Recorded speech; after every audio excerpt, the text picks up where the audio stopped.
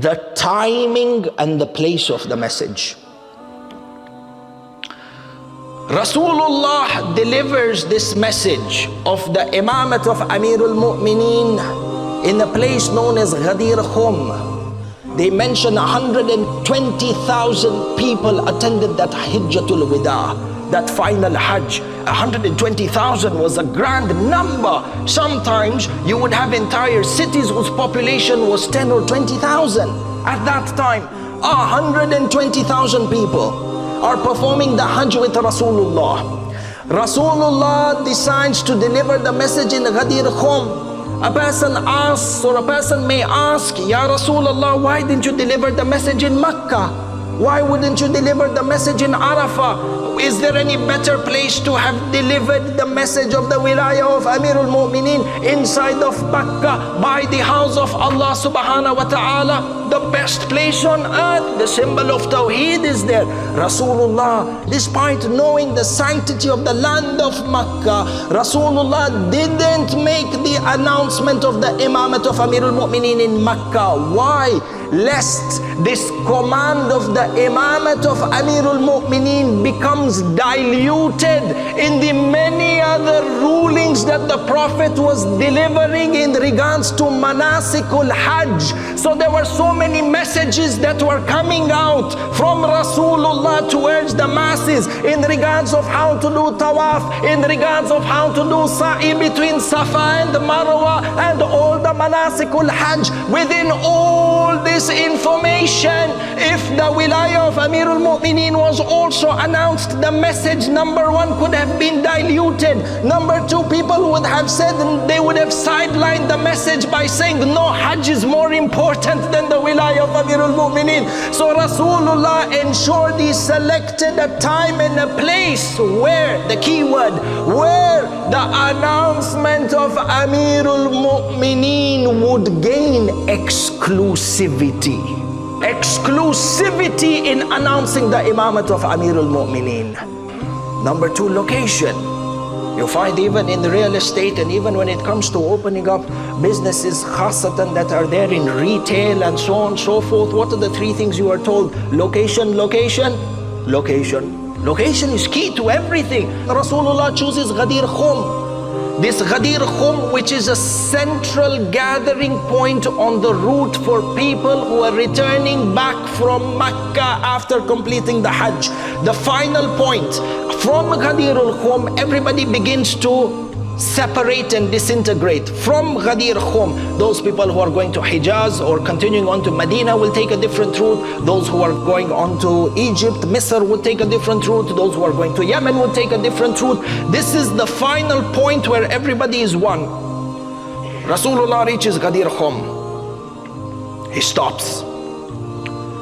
People have gone forward. It's 120,000 people. People have gone as far forward as Juhfa. Rasulullah stops and he sends a messenger. Those people who have gone to Juhfa, call them back. Juhfa was 7 hours distance from Ghadeer. They were so ahead in the journey from Juhfa to Ghadeer, traveling on a camel, ajalakumullah, or a donkey at a normal average speed is calculated to be 7 hours distance. So you can imagine Rasulullah has stopped in Ghadeer, waiting for all those people who are at the back to catch up with him. Those who are gone ahead into Juhfa, retract, come back, retrace your steps. 7 hours. There are people waiting inside of Ghadeer. The Prophet made the people wait for 7 hours until those who have gone to Juhfa come back. If you look into the books of history, what is apparent is that from the 120,000, it's not a far-fetched conclusion that 80,000 people were already inside of Ghadeer. And the Prophet has made 80,000 people wait so that the other 40,000 can come. Just convey the message to the 80 and they will convey it to the remaining 40. Abadan. Rasulullah makes them wait for 7 hours. human psychology, for this grand message that is coming, Rasulullah is creating a sense of anticipation within the hearts of the people. This is Rasulullah, Sayyidul Balagha. Look at all these tactics and these skills that he has used.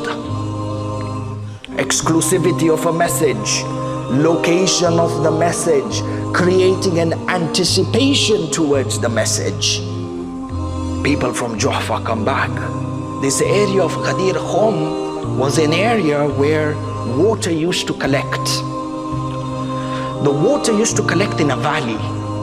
This valley, what is understood from Kitab al-Ghadeer and other secondary texts, is that it was a valley. It would not be far-fetched to say it was the size of a football stadium. But valley enclaved inside. For the people were seated around the valley. Rasulullah stands in the center of the valley with Amirul Mu'mineen. Yani, in addition to creating anticipation and the location and the exclusivity of the message, the Rasulullah was orally going to convey the message, but he stands and makes himself the center of attention so that you engage the people through sight and through hearing. Rasulullah not only made sure that the message reaches 120,000 people through kalam, he positioned himself inside of Ghadeer Khum, in the center of the valley, so that people could see him as well as hear him. They could see Amirul Mu'mineen. Not somebody comes tomorrow and says, we couldn't recognize Amirul Mu'mineen by appearance. Rasulullah eliminated any sort of hujjah if it came to saying we didn't know. Strategy of Rasulullah, in addition to everything that he has done, made himself the center of attraction and location and exclusivity of the message and creating the sense of anticipation. Rasulullah selects the time of the day that has extreme heat. The narrations mention that Rasulullah delivered a khutbah that was 3 hours long.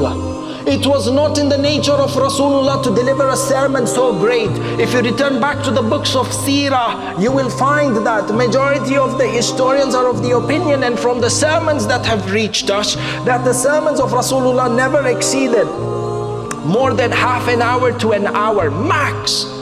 Mostly they would not exceed half an hour. Rasulullah here makes an exception. The khutbah of Ghadeer lasted for 3 hours. And that even in the heat, at its peak, it's the time of Zawal, the sun is overhead. Ajib. Ya Rasulullah, wa ma arsalnaka illa rahmatan lil alameen. We didn't send you except that you are a source of mercy. Their feet were burning. Why? After everything Rasulullah did,